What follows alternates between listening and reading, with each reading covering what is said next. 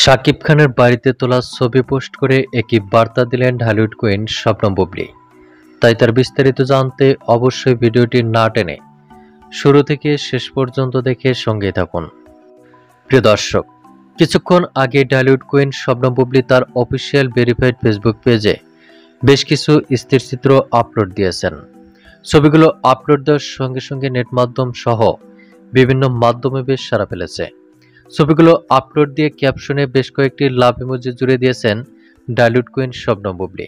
ছবিগুলোতে চিত্রনায়িকা শবনম ইয়াসমিন বুবলীকে সাদা কালো রঙের ডিজাইন করা পোশাকে বেশ দূর দূরান্ত লোকেই দেখা যাচ্ছে।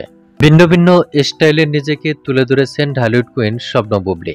ছবিগুলোতে চিত্রনায়িকা শবনম ইয়াসমিন বুবলীর look, get up, dress up দেখে রীতিমতো অবাক হয়েছেন সকল ভক্ত, দর্শক ও শুভাকাঙ্ক্ষীরা, যার ফলে সকলের প্রশংসায় বাড়ছেন চিত্রনায়িকা শবনম বুবলী। তবে অনেকেই মন্তব্য করেছেন, শাকিব খানের বাড়িতে এমন লোককে ধরা দিয়েছেন ঢালিউড কুইন শবনম বুবলী।